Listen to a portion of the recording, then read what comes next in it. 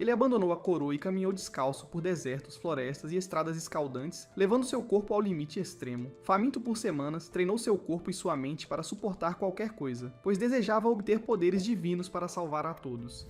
A história começa há 2500 anos, quando uma tribo conhecida como os Arianos se estabeleceu nas terras próximas ao rio Indo, aos pés dos Himalaias. Eles dominaram os povos que ali viviam e assumiram o controle, e com o tempo, esse domínio deu origem a muitos reinos por toda a região. Entre esses reinos destacava-se Kosala, que se fortaleceu e continuou a pressionar o vizinho reino de Shakya, enviando suas forças para conquistá-lo sempre que via uma oportunidade. Sempre que a guerra eclodia, pessoas perdiam suas vidas e suas terras eram deixadas em ruínas, enquanto muitos outros eram escravizados. Todos estavam sofrendo, vivendo vidas miseráveis e esperando que alguém os salvasse. Enquanto isso, em um templo monástico em algum lugar nos Himalaias, um grande monge chamado Asita sente uma poderosa presença vinda do sul e pede ao seu discípulo, Naradatta, que desça a montanha e vá até lá em busca de um grande homem que se tornará o rei Chakravartin. Alguns anos depois, o rei Suddhodana do reino de Shakya vai para a floresta para uma de suas habituais caçadas e testemunha um estranho milagre, onde todos os animais da floresta se reúnem ao seu redor em paz e silêncio.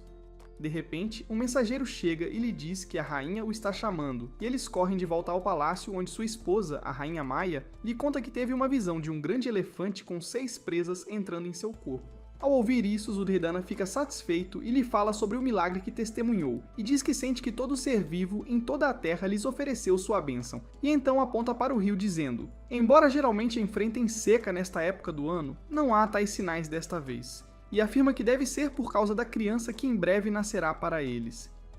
Enquanto isso, do lado de fora do castelo, um grupo de soldados Shakya abre caminho pelas ruas assoladas pela pobreza de sua terra natal, conduzindo alguns prisioneiros consigo.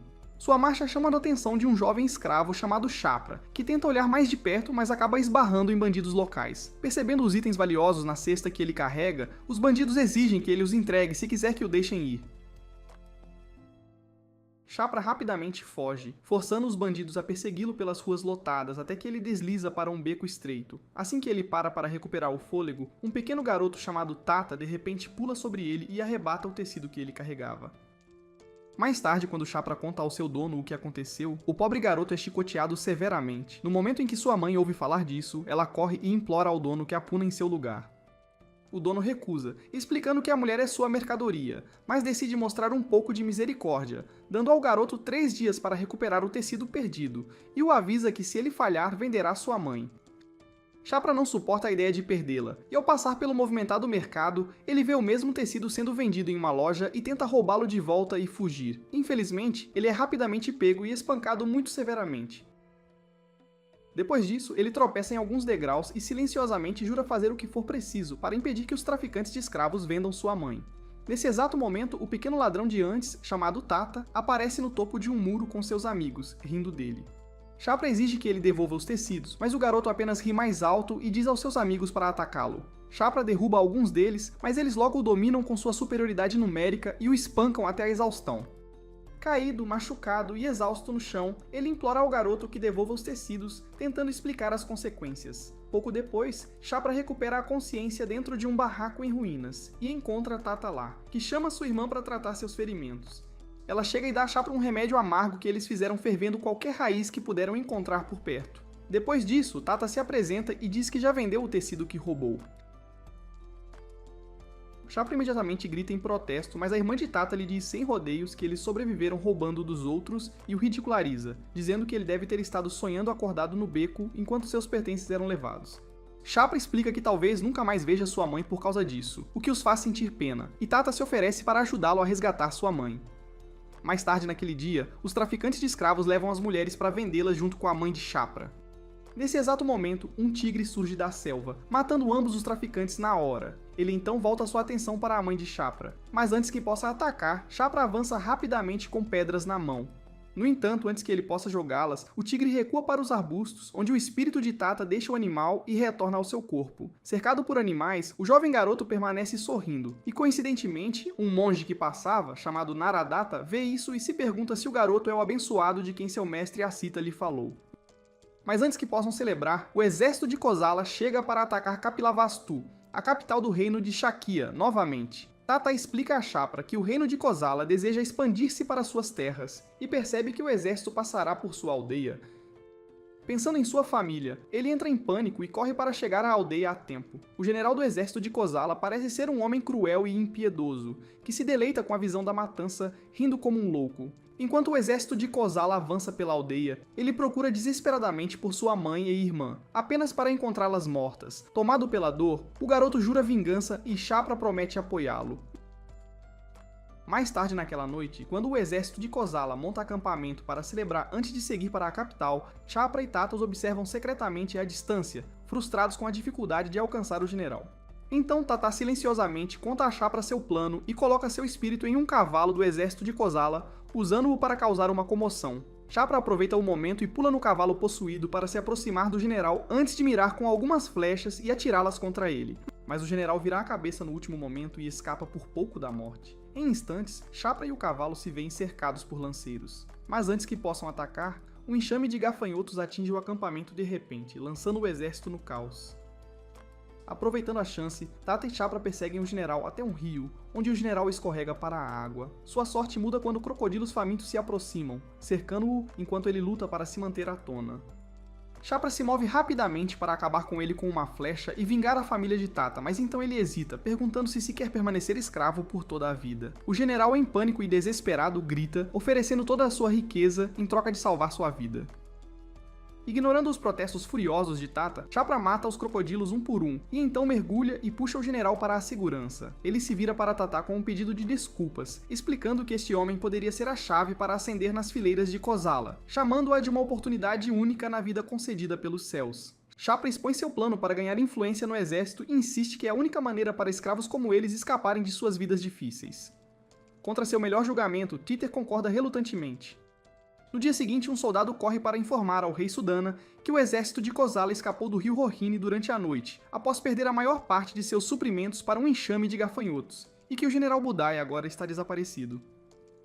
O rei Sudadana sorri aliviado enquanto os soldados Shakya começam a aplaudir, após o que o rei se dirige à sua esposa, Maya, e diz que ela pode retornar em segurança à sua terra natal para dar à luz. Ao mesmo tempo, Tada e Chapra chegam ao acampamento base de Kosala. Chapra agradece a Tada por concordar com seu pedido egoísta antes de pedir-lhe para voltar e dizer à sua mãe que ele virá por ela um dia. Enquanto Tada parte, Chapra carrega o general Budai para o acampamento, onde os soldados de Kosala correm até ele, chamando por médicos. Ele então desaba, agindo exausto, como se tivesse carregado o general por todo o caminho, deixando a cena se desenrolar como planejado.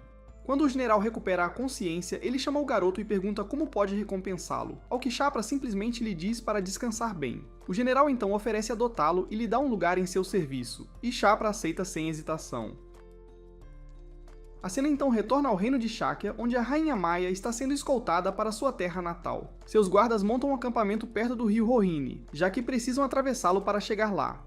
Todo soldado recebe a ordem de proteger a rainha a todo custo. Ao amanhecer, enquanto o sol nasce, animais se reúnem sob uma árvore, e fica claro que o ar está nascendo. A rainha diz ao seu filho que o mundo inteiro está oferecendo sua bênção, mas logo sua saúde começa a falhar. Os acompanhantes a levam apressadamente, junto com o recém-nascido, de volta ao castelo, onde o rei Sudradona se apressa para encontrá-los. Maya pede ao rei para ver o bebê e solicita que ele chame o menino de Siddhartha. O rei sorri e diz que é um nome forte, revelando seu significado como aquele que alcançou seus objetivos. Enquanto sua força diminui, Maya segura o bebê e acaricia seu rosto antes de falecer, deixando-o aos cuidados de seu pai. Pouco tempo depois, o grande monge Asita chega para ver a criança. No momento em que ele põe os olhos no infante, o monge é tomado por admiração, notando que o bebê, apontando um dedo para o céu e um para o chão, demonstra que não tem igual na terra ou nos céus. Ele profetiza que o garoto crescerá para se tornar um rei Chakravartin, embora, a essa altura, ele mesmo já não estará mais vivo para testemunhar isso. 10 anos se passam e vemos um grupo de dançarinos locais tentando entreter Siddhartha, mas ele se entedia e sai de seu quarto. Enquanto isso, 2 servos reais, Vizir e Gautami, vêm procurá-lo porque seu pai deseja vê-lo. O garoto fala de trás da árvore e lhes pergunta novamente sobre o sistema de 4 castas. Os dois repetem a lição, explicando que a casta mais alta é chamada de Brahmanes, que inclui monges que oram pela prosperidade. O príncipe, no entanto, acha risível que uma nação possa prosperar apenas através das orações dos monges. Eles tentam persuadi-lo de que tanto ele quanto seu pai, o rei, são obrigados a obedecer aos Brahmanes, e então prosseguem dizendo que os próximos são os Kshatriyas, que incluem grandes guerreiros e nobres como ele. Eles então explicam que abaixo dos nobres estão os plebeus e comerciantes, conhecidos como vaixas, e no fundo estão os shudras, que incluem os escravos e trabalhadores manuais. Siddhartha questiona essa bobagem, perguntando por que os escravos são colocados na base, mas os dois rapidamente o escoltam até o rei. No trono, um guerreiro chamado Bandaka está sendo elogiado por seu trabalho em Magadha, e o rei o exorta a continuar trabalhando pela prosperidade da nação ao nomeá-lo o novo general. Quando Siddhartha chega, seu pai apresenta o príncipe ao novo general, dizendo que Bandaka é um mestre arqueiro. Ao longo desses 10 anos, Kusala reinou supremo, esmagando vizinhos hostis com vitórias decisivas, e agora, enquanto o exército retorna de sua mais recente vitória, soldados e cidadãos gritam o nome de Chapra, saudando-o com respeito.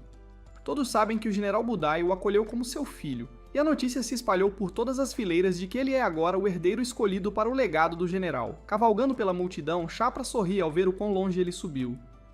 De volta a Shakya, um monge está ensinando as crianças Kshatriya, dizendo-lhes que devem se tornar excelentes guerreiros capazes de derrotar o exército de Kosala. Entre eles, Siddhartha se levanta e pergunta o que acontece com os mortos após o funeral, mas o professor se irrita e lhe diz para sentar e parar de perder tempo.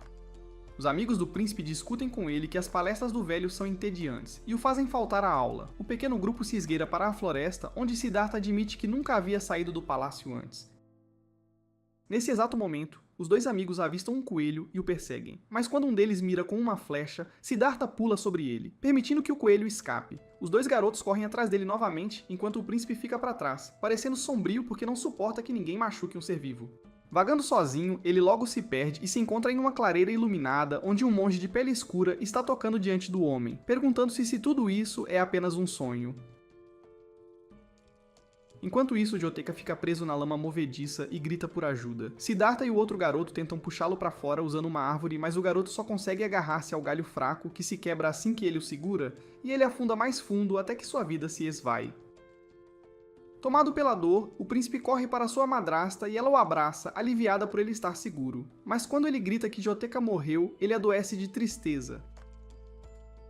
Ela o exorta a descansar, então vai ao rei, culpando-se pela tragédia. Mas o rei lhe diz que a fraqueza do garoto vem de sua mãe biológica, Maya, e a assegura de que ela cuidou bem dele. Ele então declara que agora que o garoto atingiu a idade de 10 anos, é hora de começar seu treinamento em artes marciais. No dia seguinte, enquanto Siddhartha está sentado pacificamente e brincando com uma borboleta, uma flecha de repente mata a borboleta, chocando e irritando o príncipe enquanto o general de seu pai, Bandaka, aparece, seguido de perto pelo rei, que informa ao garoto que este homem será seu treinador de artes marciais de hoje em diante. Sudedana instrui Bandaka a não pegar leve com ele só porque é um príncipe, e o general concorda de bom grado. Mais tarde, quando Bandaka leva Siddhartha para treinar com o arco e demonstra sua habilidade com alguns tiros perfeitos. Mas quando o príncipe é convidado a tentar, ele mal consegue atirar enquanto luta com o arco. Durante outra sessão de treinamento, os soldados notam que o general Bandaka está levando o jovem príncipe aos seus limites, mesmo tendo apenas 10 anos, atacando-o repetidamente para forçá-lo a se defender. À medida que o treinamento continua, o general leva Siddhartha para andar a cavalo e começa a abater animais simplesmente por diversão, o que leva o garoto a pedir-lhe para parar. Bandaka responde dizendo-lhe para parar de ser fraco, então corre atrás de um cervo enquanto o príncipe o segue, implorando para que o deixe em paz. Quando Bandaka tenta dar um tiro perfeito, Siddhartha atira deliberadamente em si mesmo para distraí-lo, permitindo que o cervo escape. Bandaka então diz ao garoto que o rei de uma nação deve ser forte e não precisa de bondade antes de encerrar a sessão do dia. Assim, 5 anos se passam, e na movimentada cidade de Savatthi, dentro do reino de Kosala, a multidão aplaude enquanto Chapra se destaca na arena, lutando contra um oponente feroz. Cada movimento seu é preciso e inflexível, atraindo a atenção de uma nobre dama que não consegue esconder sua admiração, enquanto ele derrota o desafiante com facilidade.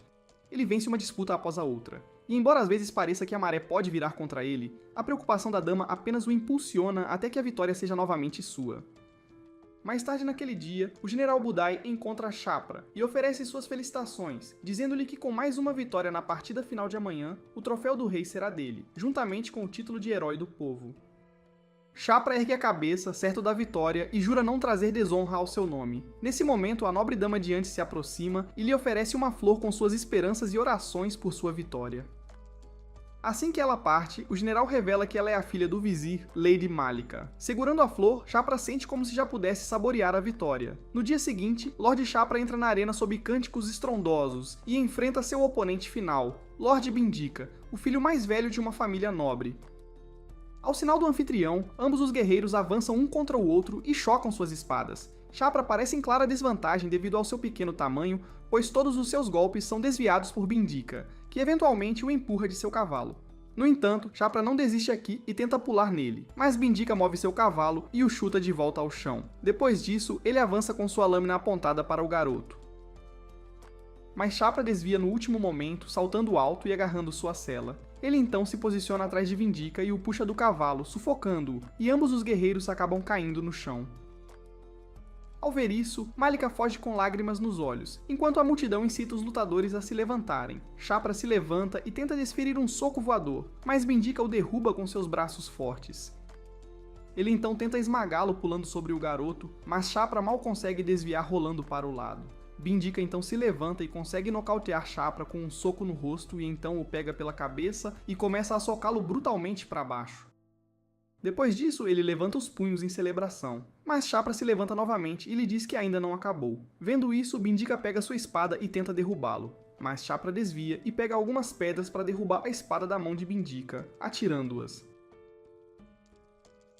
Depois disso, ele rapidamente pega sua espada e a aponta para o rosto dele antes de nocauteá-lo usando o punho da espada para quebrar alguns de seus dentes. Com isso, ele declara sua vitória e ganha o título de Herói do Povo, juntamente com o troféu do rei. Mais tarde naquele dia, Lady Malika pessoalmente cuida dos ferimentos de Chapra, enquanto ele lhe pede para ser gentil, e ela confessa o quão agonizante foi assistir a partida inteira. Enquanto isso, o vizir bebe com o general Budai e expressa seu desejo de que Chapra se case com sua filha. O general Budai aceita alegremente a proposta, considerando-a uma grande honra para suas famílias. Mas então o vizir levanta uma questão preocupante, perguntando se Chapra é realmente o filho de sua irmã mais velha falecida, o que pega o general de surpresa, e ele teme que a verdade venha à tona. Budai recorda a noite em que um garoto de casta baixa salvou sua vida e convoca Chapra em segredo tarde da noite, avisando-o de que, se alguém descobrisse que ele nasceu um Shudra, isso traria a ruína para ambos, instando-o a guardar o segredo a todo custo, e então o deixando com o aviso. Enquanto isso, de volta ao reino de Shakya, Siddhartha cresceu e se tornou um belo jovem príncipe. Ele impressiona o general Bandaka nos treinos, e os soldados Shakya observam com admiração o quão rapidamente ele se desenvolveu. O rei Sadadana sente orgulho ao ver seu filho crescer tão forte, mesmo tendo 15 anos, e o general também aprova o progresso de Siddhartha. Mais tarde naquela noite, o príncipe escapa como de costume, com guardas reais o seguindo para trazê-lo de volta. Mas Siddhartha facilmente o supera e escapa. Enquanto cavalga rapidamente pela cidade, ele se depara com um casal em luto pela perda de seu filho. Logo, mais homens saem, dizendo que são párias devido a doenças, implorando a Siddhartha por dinheiro. Sem hesitação, Siddhartha remove suas roupas de seda e ornamentos valiosos, jogando-os de lado enquanto os moradores da favela se apressam para pegá-los. Nesse exato momento, alguns bandidos locais chegam para confiscar os tesouros, chutando os párias doentes para o lado e argumentando que pessoas moribundas não têm utilidade para tais objetos de valor enquanto roubam tudo para si. Após saquear os párias, os bandidos voltam seus olhos gananciosos para Siddhartha. Mas antes que possam tocar o garoto, uma mulher chega à cena e lhes ordena que o deixem em paz. Os bandidos a chamam de irmã, e reclamam enquanto ela os avisa que se algum deles machucar o garoto, todos serão decapitados. Embora confusos, os bandidos obedecem relutantemente às suas ordens e se afastam. Depois que eles partem, a mulher também segue na outra direção e diz a ele para voltar, pois todos estão à sua procura. Mas Siddhartha tenta detê-la. Ela para e diz que seu nome é Megila. Aconselha o príncipe a não dar suas coisas aos párias. Ela diz que são todos pessoas meio mortas, abandonadas por suas famílias, e que agora esperam a morte vir e levar suas vidas.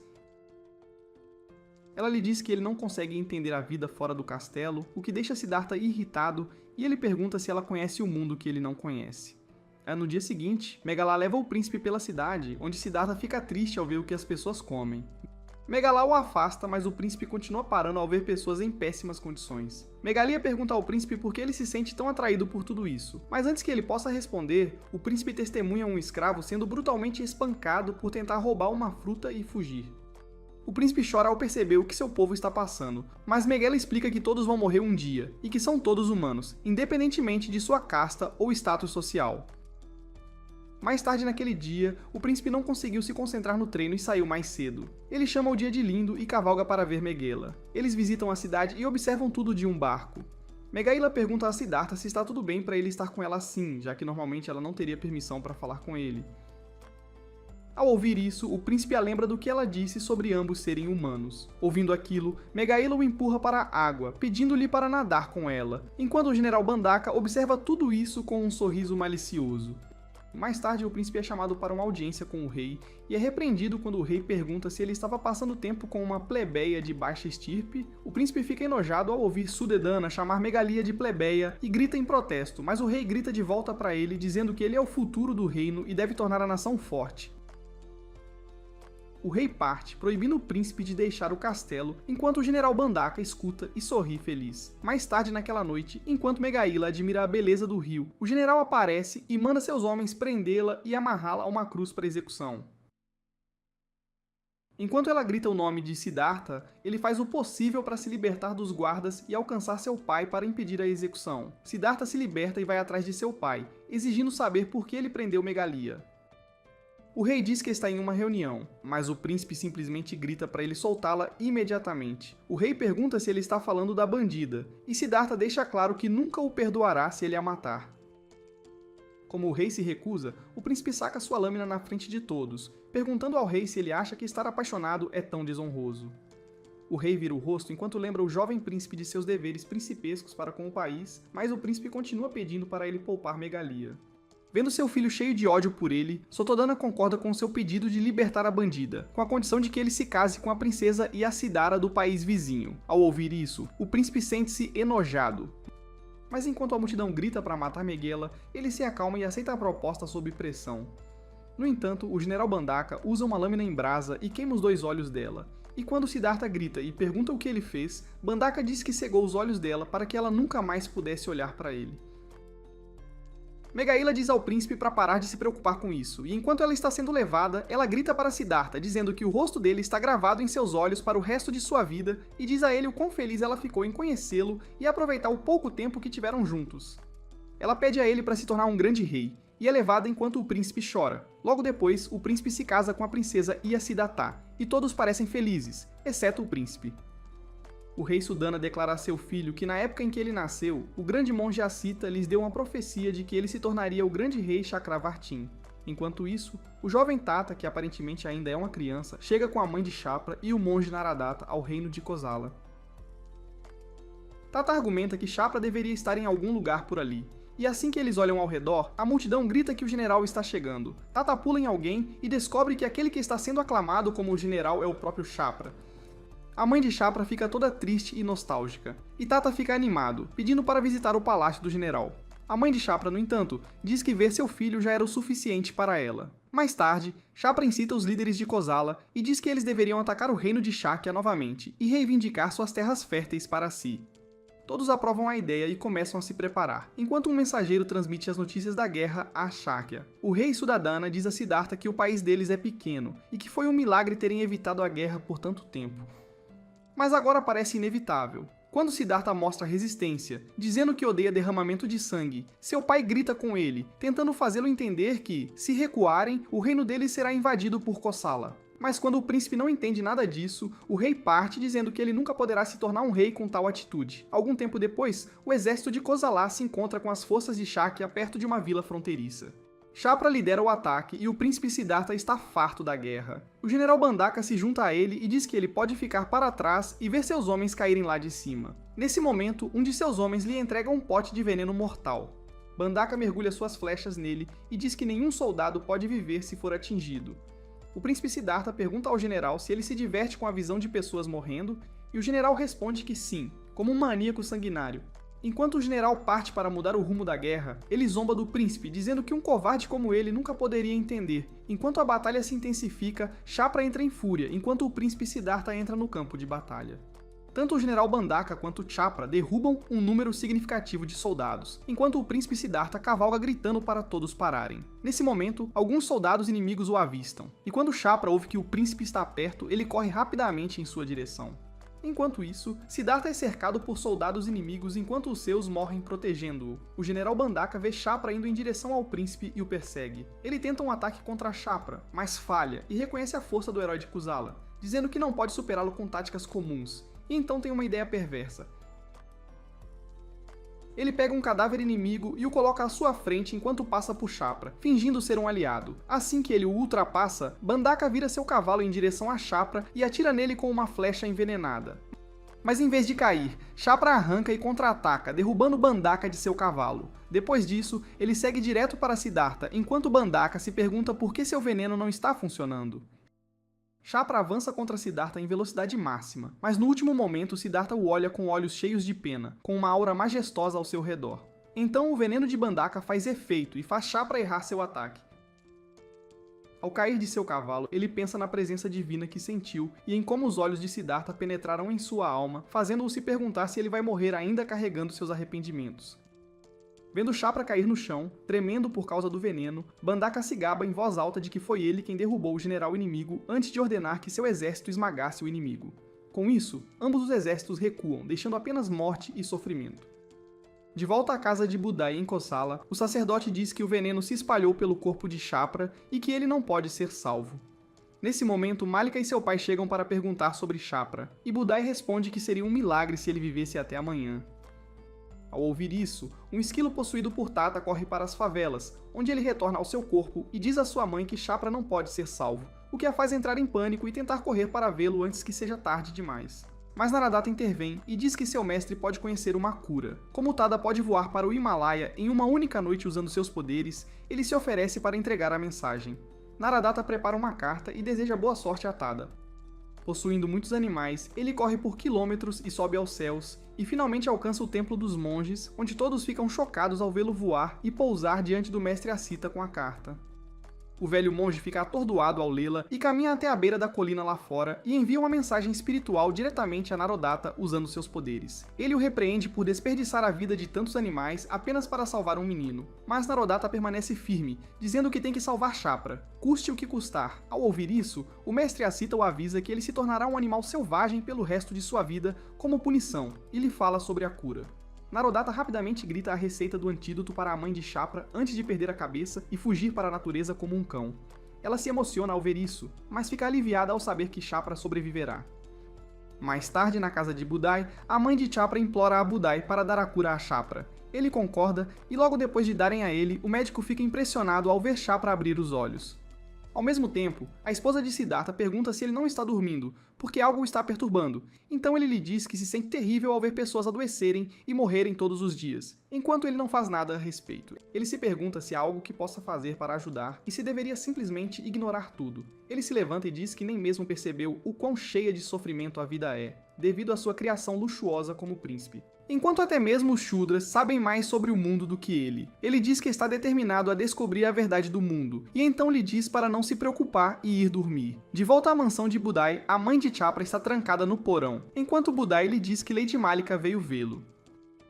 Então, quando ele está sozinho com Chapra, ele lembra ao menino de manter a história de que ele é filho do Lord Budai e de apagar todas as memórias de sua vida camponesa. Ao ouvir isso, Chapra fica desconfiado e se pergunta por que ele tocou nesse assunto agora, mas quando ele ouve Budai dizendo a seus servos para não mencionarem a mulher que trouxe o antídoto, ele percebe que algo está errado. No porão, dois homens se preparam para executar a mãe de Chapra, mas Chapra pula e derruba o gordo antes de dizer ao magro para tirar as mãos de sua mãe. Ao ouvir isso, os homens ficam chocados que o Lord Chapra chame uma camponesa de sua mãe. Mas antes que pudessem contar isso a mais alguém, Chapra rapidamente saca sua espada e o silencia. Depois disso, sua mãe o abraça e diz que ele cresceu muito, mas durante o reencontro emocionante, Chapra percebe o homem gordo tentando escapar e não consegue detê-lo. Ele tenta persegui-lo, mas suas feridas se abrem e sua mãe tem que carregá-lo escada acima. Quando chegam ao topo, os homens de Budhai o cercam e acusam Chapra de esconder que era um Shudra, enquanto Budhai o chama de tolo em desapontamento. No dia seguinte no tribunal, o juiz pergunta a Budai se ele realmente não sabia que Chapra era um Shudra quando o adotou, e o general mente sem hesitação, causando um alvoroço. Depois disso, os guardas arrastam a mãe de Chapra para a frente e a jogam no chão diante do juiz, que pergunta se ela é realmente a mãe dele. Enquanto Chapra tenta passar pelos guardas com raiva, ela nega a afirmação e diz que uma vez encontrou o menino em um campo de batalha, então ele não é filho de uma Shudra como ela. O juiz pergunta se ela está mentindo, mas a mãe de Chapra repete que ele não é seu filho, o que parte o coração do menino. Nesse momento, Chapra diz a ela que não precisa mais mentir e que está feliz por não ter mais que viver com medo de ser exposto. Então, o juiz pergunta se ele acabou de admitir ser um Shudra, e ele orgulhosamente confirma antes de abraçar sua mãe com força. O juiz fica chocado que o menino tenha descartado seu status nobre tão casualmente e diz que ele deveria ter vergonha de seu sangue, mas Chapra diz que só se tornou nobre para parar de ser tratado como lixo nas ruas. Com isso, o juiz anuncia que o general Budai será colocado em prisão domiciliar, enquanto Chapra será exilado de Kosala. Então sua mãe sorri gentilmente e se despede. No entanto, o juiz então condena sua mãe à morte como exemplo, o que faz Chapra explodir de raiva. Ele grita que é injusto e insiste que ela nunca fez nada de errado, chegando a cair de joelhos e implorar para que a exilassem com ele. Sua mãe o abraça e diz que está tudo bem, mas ele chora que viver como um camponês não significa nada sem ela, e suplica ao juiz para executá-lo também. No dia seguinte, uma grande multidão se reúne para assistir Chapra e sua mãe caminharem pela cidade. Tada percebe o que está acontecendo e começa a segui-los montanha acima. No topo, o capitão declara em voz alta que Shudras imundos merecem ser punidos por desperdiçar oxigênio a cada respiração, e então ordena a seus homens que os joguem do penhasco. Mas Tata de repente grita e os distrai, berrando para a mãe e o filho fugirem. No entanto, um soldado imediatamente arremessa uma lança e os empala a ambos. Depois de trocarem um último sorriso, eles caem para a morte. No fundo do vale, mesmo depois de perder a sanidade, Narodata lamenta a morte da mãe e do filho, pelos quais ele se transformou em uma besta sem sentido, enquanto Tater foge em lágrimas. Enquanto isso, de volta ao reino de Shakya, a esposa de Siddhartha dá à luz seu bebê, e todos estão felizes em ver um novo príncipe vir ao mundo. Ao mesmo tempo, Siddhartha sai do palácio, agora parecendo um pai sobrecarregado, pensando que, embora continue aprendendo todos os dias, ele não sente que está se aproximando da verdade que procura. Ele se sente perdido, percebendo que todos estão fadados a sofrer, não importa o que, e luta para encontrar uma maneira de ajudar os outros, então agora ele procura uma forma de aceitar essa verdade sem desmoronar. Mais tarde, enquanto medita à sombra de uma árvore enorme, ele finalmente decide largar tudo para encontrar sua resposta. Uma noite, Siddhartha observa seu pai dormindo pacificamente e pede desculpas por quebrar sua confiança ao partir. Com isso, ele cavalga para a floresta, mas depois de algum tempo, um de seus servos corre atrás dele e pede que ele volte. Siddhartha diz ao homem para se acalmar e levar o cavalo de volta para casa. Em seguida, o homem observa incrédulo enquanto o príncipe tira suas roupas luxuosas e joias e lhe diz para levar tudo para a rainha. O homem pergunta nervosamente o que ele planeja fazer agora, e Siddhartha o deixa absolutamente atordoado ao pegar uma lâmina e raspar todo o seu cabelo até que ele pareça um ovo cozido. Ele o entrega ao homem e diz para dar à sua esposa, junto com a mensagem de que ele retornará depois de encontrar a verdade que procura. De volta à mansão, a rainha segura seus pertences com lágrimas nos olhos, enquanto a princesa chora ao segurar o cabelo dele. Nesse momento, um mensageiro chega e anuncia que o reino de Kosala está atacando agora. Naquele instante, o rei convoca Bandaka e lhe diz para assumir o comando. Mas Bandaka se volta contra ele e diz que só fará isso com a condição de que ele o nomeie o próximo rei. O rei então tenta repreendê-lo, mas Bandaka aponta sua espada para ele e deixa claro que tirará sua vida se ele não aceitar, e o força a fazê-lo o próximo rei de Shakya. No campo de batalha, o enorme exército de Kosala avança, enquanto Bandaka lidera as forças de Shakya como o novo rei. Sob o comando do novo rei, os arqueiros disparam flechas sobre seus inimigos e derrubam soldados de infantaria, enquanto Bandaka entra e derruba homens à esquerda e à direita. Então, os soldados de Kosala avançam com seus elefantes e o forçam a recuar, mas Bandaka corta as flechas e até as reflete de volta antes de pular sobre os elefantes em seu cavalo e rapidamente acabar com eles. Ele se exibe para seus inimigos e zomba deles por serem fracos antes de derrubar outro soldado e ri enquanto grita que de agora em diante é melhor eles se lembrarem do nome de seu novo rei. Nesse momento, uma lança voa direto em sua boca e o perfura até a morte, marcando o fim da guerra. Algum tempo depois, Siddhartha caminha pela montanha de corpos, sentindo-se profundamente triste pelo destino trágico de todos, e gentilmente fecha os olhos de Bandaka. Depois disso, ele bate palmas pela primeira vez em sua vida e ora de todo o coração pelas pobres almas que se perderam, então se afasta do reino que um dia chamou de lar. Enquanto isso, Narodata continua vivendo na floresta como um animal, e Megela e Tata também seguem seus próprios caminhos. Siddhartha inicia sua jornada para descobrir o único caminho verdadeiro, enquanto sua mãe o observa dos céus. Muitos anos depois, em uma noite escura, uma gangue de bandidos embosca um mercador gordo e seu acampamento. Os homens aterrorizados fogem enquanto o líder da gangue, que se revela ser um Tata já adulto, ri dos covardes. Nesse momento, os homens de Tata o chamam depois de descobrirem os bens valiosos do mercador. Megaila também faz parte de sua gangue, e ela sugere que levem o saque para a vila próxima onde estão hospedados, já que Kosala está prestes a atacar o reino de Shakya novamente. Lembrando o que Kosala fez ao seu melhor amigo, Tata jura que os fará pagar por seus crimes. Nesse momento ele percebe alguém sentado e descobre que é apenas um monge.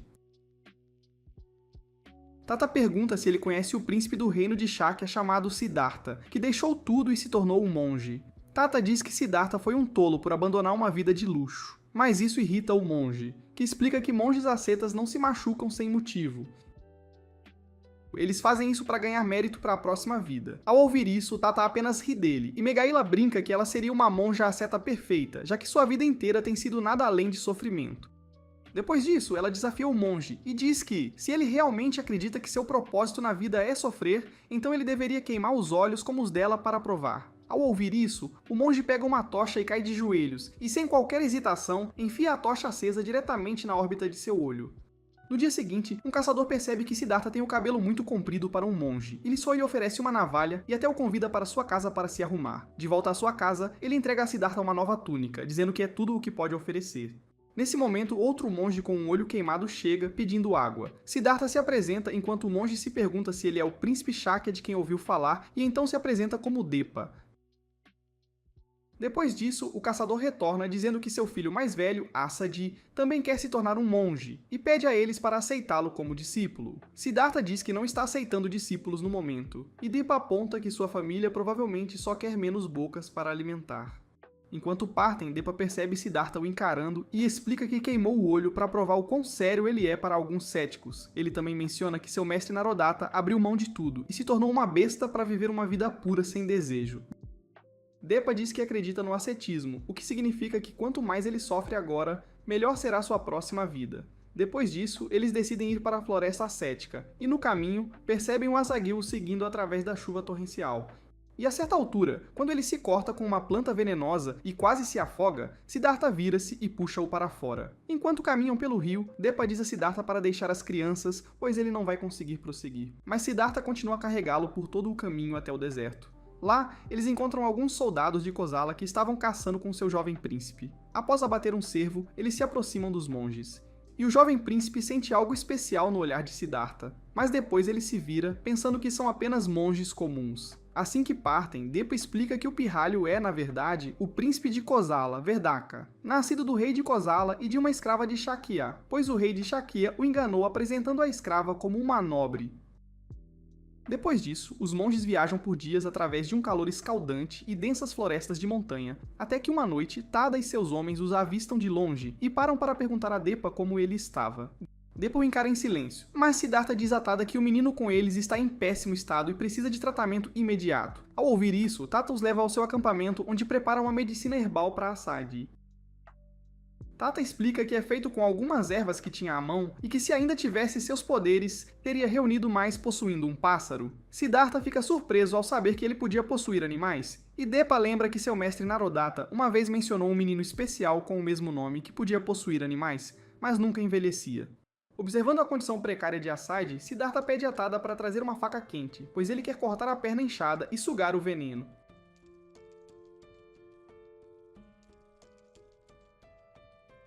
Após tratar o menino, Tada traz a faca para fechar a ferida queimando-a, e tem uma convulsão de dor. Nesse exato momento, seu coração para e seu espírito flutua para um reino estranho, onde a mãe de Siddhartha aparece e lhe diz que ele ainda não está destinado a morrer. E ele tem que seguir Siddhartha em sua jornada até que seu último dia chegue. De volta à tenda, Siddhartha realiza compressões torácicas, até que seu coração volte a bater. Nesse exato momento, Megaila entra na tenda com lenha para perguntar a Tata quem são os visitantes.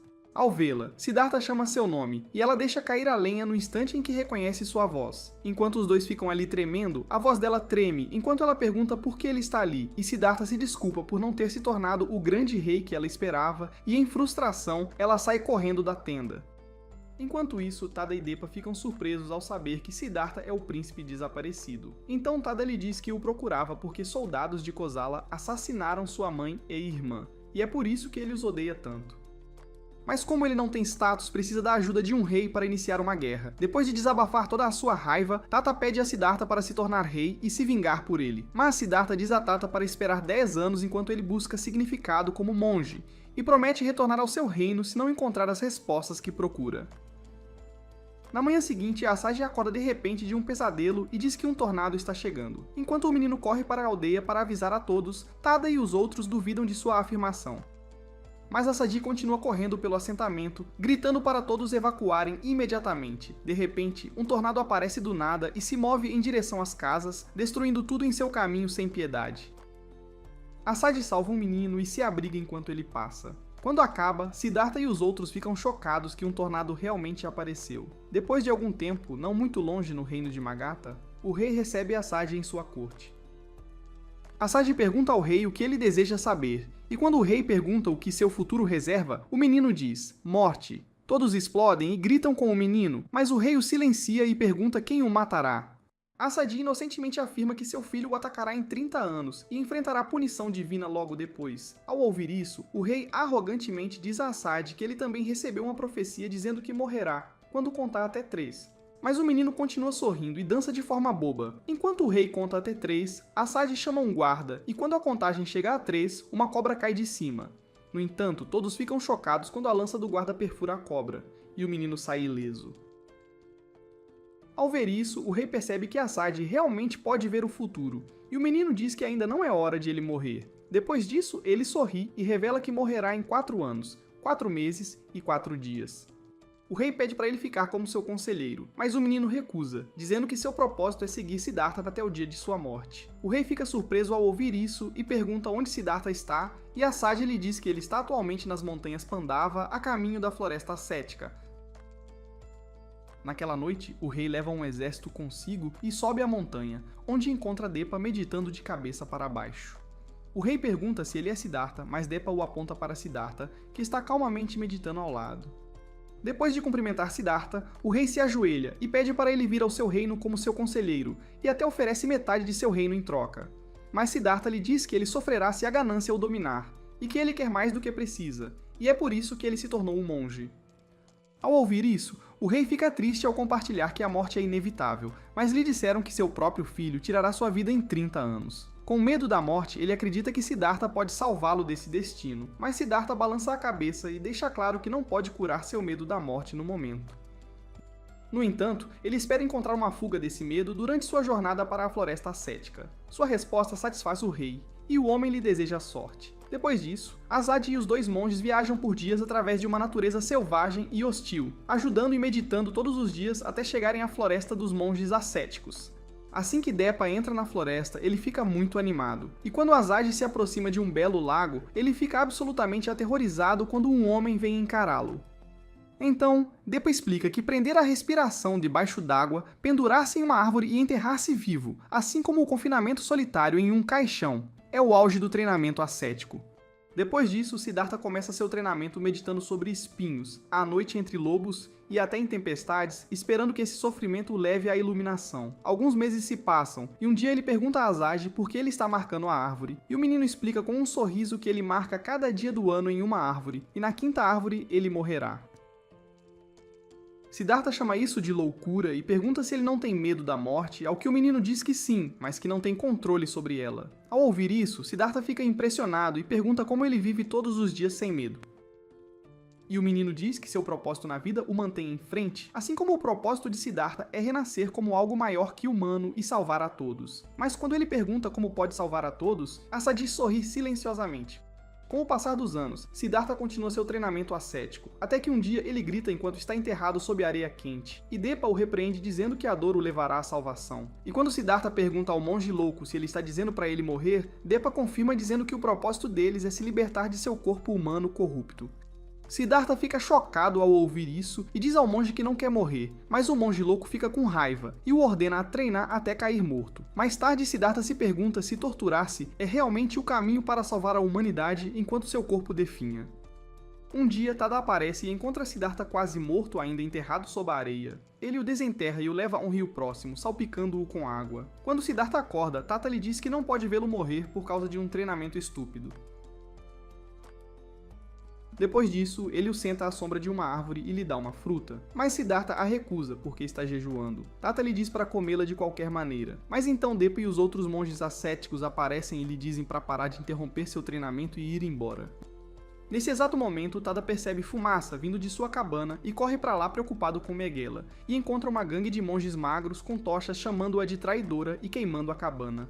Tada os afasta com um tapa e corre pra dentro e rapidamente agarra Megaila e a arrasta pra fora antes que a cabana seja destruída. Mais tarde naquela noite, Siddhartha o visita pra perguntar se ele e Megaila estão bem, e Tata lhe diz que ela está tão doente que não consegue nem se mover ou falar com ele, embora eles tenham vindo todo esse caminho para salvá-lo.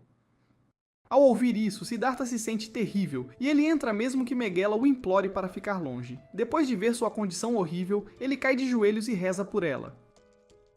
No dia seguinte, Depa lhe diz para se concentrar durante seu treinamento, pois ele percebe que Siddhartha não consegue parar de pensar nela. Siddhartha lhe diz que não consegue suportar vê-la sofrer, e Depa diz que é embaraçoso para um crente do asceticismo ter medo de sua dor, mas Siddhartha argumenta que ninguém na floresta passou pela dor que ela está sofrendo.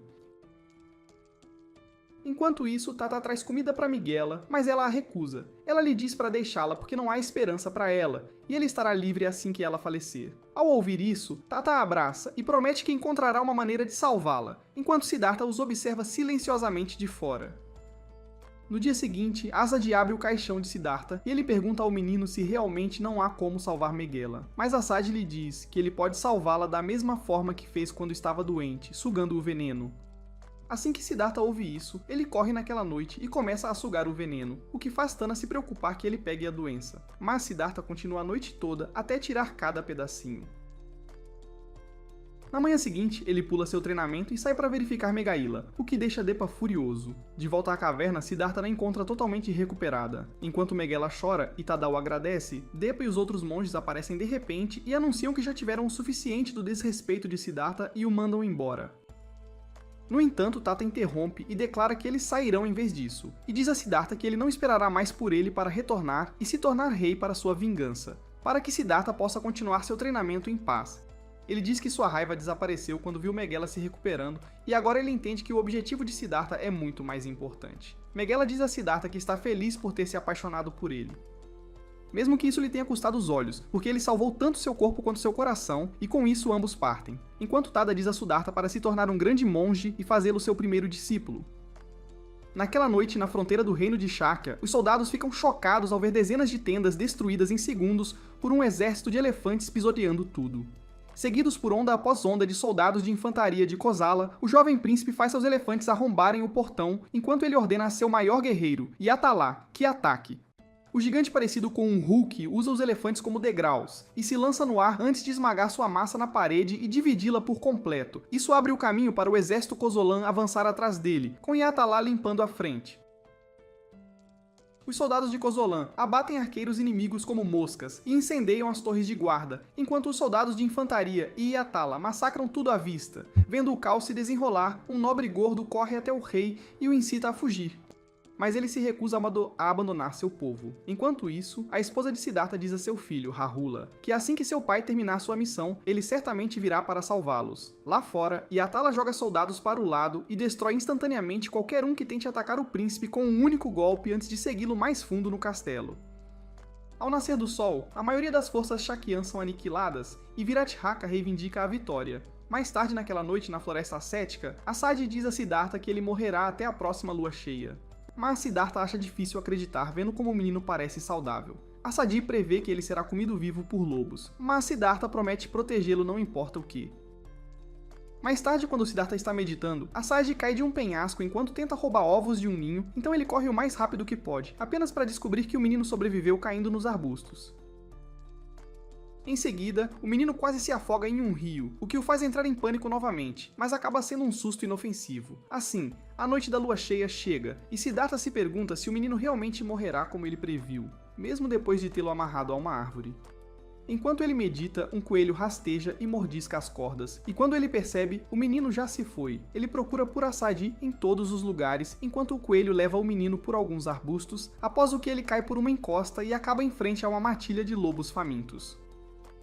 Olhando para os filhotes de lobo famintos, Asad sorri e os acaricia, e diz que em breve encherá suas barrigas antes de deitar-se na frente deles para que seus pais venham e façam um banquete dele.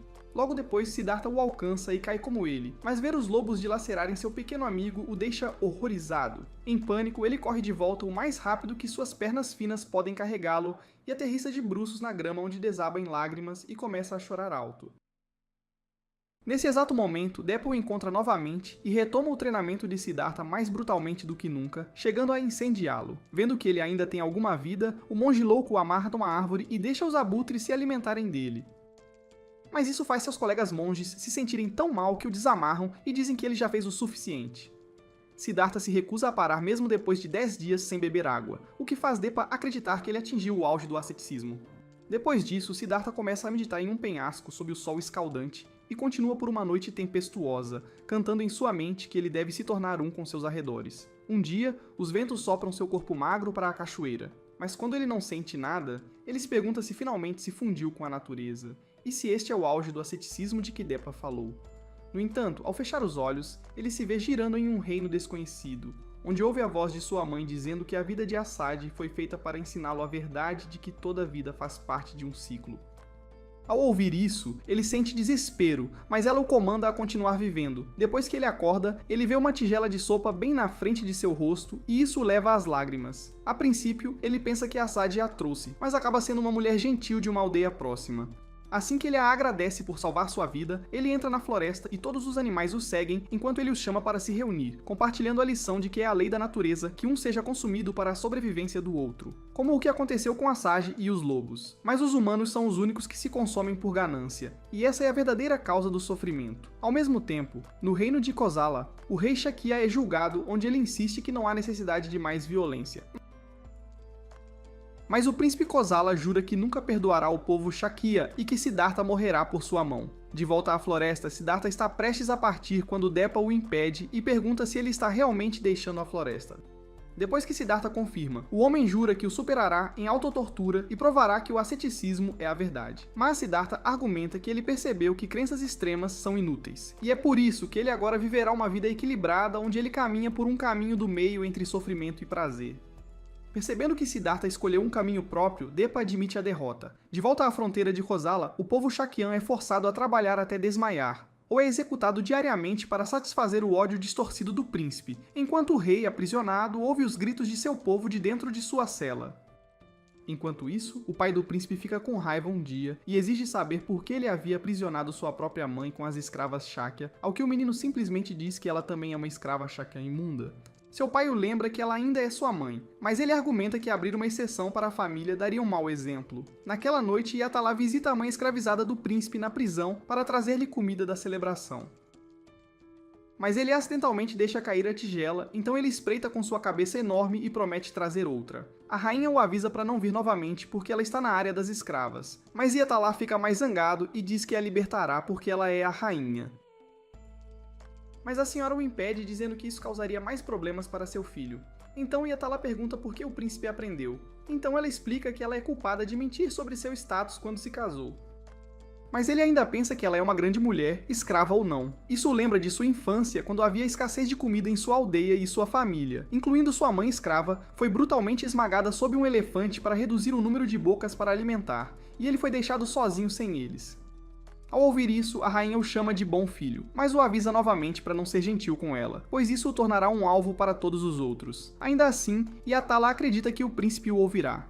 Mas quando ele fala com o príncipe mais tarde, em troca de levar comida para ela, o príncipe o chicoteia enquanto ele está acorrentado ao chão e lhe diz para parar de agir como um tolo. Em frustração, Yatalá pergunta ao príncipe por que ele prendeu sua própria mãe, e ele responde que teve que puni-la por mentir e por carregar sangue Shakya imundo em suas veias. Depois que o príncipe a insulta ainda mais, Yatalá fica furioso e quebra suas correntes, antes de sair furioso do castelo. De volta ao seu quarto, o príncipe lembra como todos costumavam brincar sobre ele ser filho de uma escrava Shakyan imunda, e como esse ridículo o impulsionou a sacrificar tudo em busca de poder. De repente, seus pensamentos são interrompidos por um mensageiro informando-o que encontraram Siddhartha. Ao ouvir isso, ele imediatamente sai com um exército para caçá-lo. Assim que encontram um monge, ele ordena a seus homens que cerquem Siddhartha e lhe diz que ele fez sua família sofrer, e por isso ele o fará pagar com sua vida. Depois de dizer isso, o menino espera por uma reação. Mas Siddhartha mantém a calma e lhe diz para tirar sua vida se ele quiser. Vendo Siddhartha agir tão calmo, ele pensa em executar todos que ele ama. Mas Siddhartha calmamente pergunta se a vingança o faz feliz. Ele então diz que seus pensamentos sombrios provavelmente o mantêm acordado à noite, e isso atinge o príncipe bem onde dói. De qualquer forma, ele decide balançar sua espada para reivindicar sua cabeça, mas nesse exato momento um raio atinge do céu, e o faz jogar a espada longe, que aterrissa na frente de Siddhartha. O monge a pega e caminha até o príncipe com seu olhar penetrante que assusta todos os soldados ao seu redor. Então, Siddhartha diz que esses pensamentos sombrios o estão fazendo sofrer mais do que qualquer tortura, e é isso que torna sua vida tão lamentável. Ao ouvir isso, o príncipe pega sua espada e recua em humilhação. De volta ao seu quarto, ele se lembra dos olhos de Siddhartha, e a perda humilhante alimenta seu ódio ainda mais. Nesse exato momento, um mensageiro lhe traz a terrível notícia de que uma praga está se espalhando entre as escravas e se espalhará para o palácio em pouco tempo, então ele o incita a decidir se devem queimá-las todas. Após observar o caos lá embaixo e refletir um pouco, o príncipe ordena que os queime. Enquanto isso, do lado de fora da prisão, Yatala saboreia alguns petiscos quando de repente ouve todos causando uma grande comoção sobre um incêndio ali perto. Percebendo que o fogo vinha dos aposentos femininos, ele corre para lá em disparada, derrubando cada guarda que se atrevia a cruzar seu caminho. Ele arromba a parede e procura por toda parte pela rainha, ignorando as chamas que se elevavam rapidamente.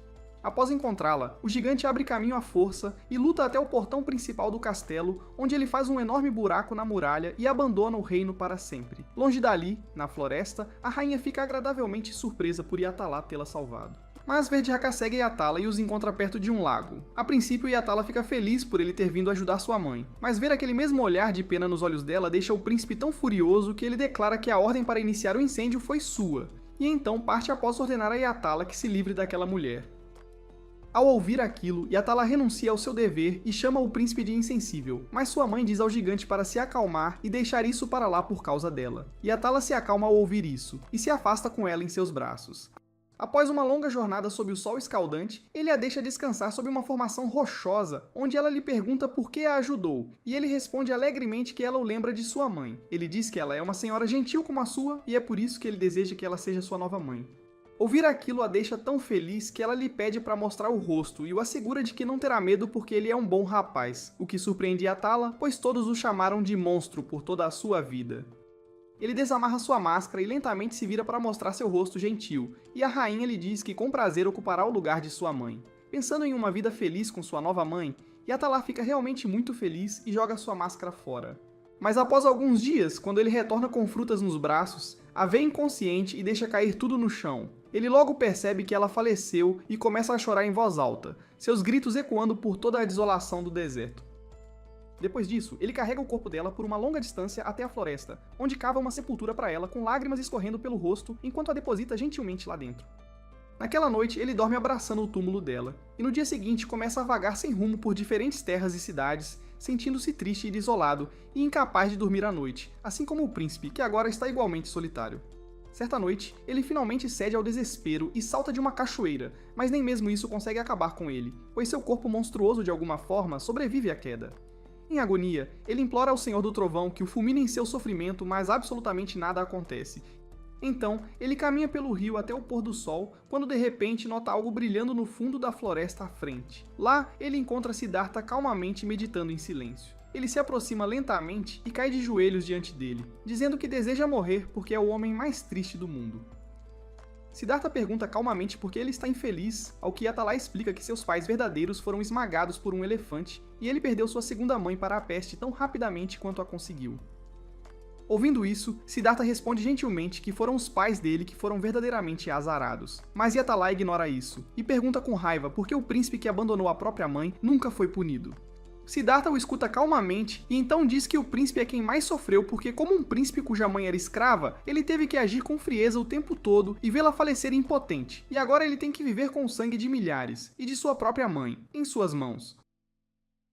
Por outro lado, o príncipe Virudaka corre para o túmulo de sua mãe e afasta algumas hienas dali, antes de desenterrá-la freneticamente com lágrimas escorrendo pelo rosto. Ele abraça o corpo e implora a ela que diga o nome de seu filho ingrato uma última vez e o perdoe, porque ele não teve escolha, a não ser tão frio quanto precisava para liderar o reino sem demonstrar qualquer fraqueza. De volta à floresta, Siddhartha repete suavemente que não há dúvida de que o príncipe é um dos rapazes mais infelizes do reino. Ele continua dizendo que, como alguém que conheceu o sofrimento, Yatala deveria ser capaz de compreender a dor dos outros melhor do que qualquer outra pessoa. Ouvindo tudo isso, o gigante sente-se triste e zangado ao mesmo tempo, e ele segura a cabeça e grita antes de batê-la no chão em frustração. Então, Siddhartha gentilmente coloca sua mão quente no ombro do gigante e compartilha que ele também perdeu sua mãe logo após nascer, mas por ela tê-lo dado à luz, ele pôde encontrá-lo agora. Ele explica que toda vida tem um propósito, e que existe um delicado laço entre todas as criaturas vivas. Se Atala não tivesse existido, esse equilíbrio teria sido desfeito, e portanto, ele é importante. Ele diz que está cumprindo seu propósito e influenciando muitas vidas apenas por existir. Ouvir que sua vida tem valor deixa Yatala atordoado. Siddhartha o lembra de que ele salvou muitas pessoas e lhe dá o exemplo de seus pais verdadeiros quando o viram pela primeira vez. Então ele trouxe felicidade à mãe do príncipe Fertaka ao demonstrar bondade a ela, e finalmente ao próprio príncipe, que agora pode descansar sabendo que sua mãe foi tratada com carinho por alguém. Com lágrimas nos olhos, Yatala pergunta mais uma vez se alguém como ele tem permissão para viver depois de ter o sangue de muitos em suas mãos, e Siddhartha o tranquiliza, dizendo que está tudo bem. Ouvir isso comove o gigante tão profundamente que ele chama Siddhartha de um grande homem e pede para se tornar seu discípulo, mas Siddhartha humildemente recusa, explicando que ele ainda é um estudante em treinamento e está no meio da manhã, assim como ele mesmo. Então, assim como Tata, Yatala implora para que ele o torne seu primeiro discípulo assim que seu treinamento terminar, e jura que esperará o tempo que for necessário. Em seguida, ele o agradece por lhe ensinar o verdadeiro significado da vida e parte. Naquele momento, Siddhartha fica chocado com tudo o que disse e se pergunta o que exatamente o possuiu naquele instante. Justo então, o sol começa a nascer e Siddhartha vê o velho que ele uma vez viu em sua infância, envolto em seu brilho. O velho lhe diz que ele foi iluminado e lhe confere o título de Buda, que significa o desperto. Ele então lhe diz que é sua missão espalhar seus ensinamentos à humanidade enquanto a vida existir e ensinar as pessoas a como viver. Naquele momento, o reino espiritual torna-se visível para Siddhartha, e uma voz familiar explica que as pessoas são como flores de lótus ao nascer, desabrochando com um potencial ilimitado.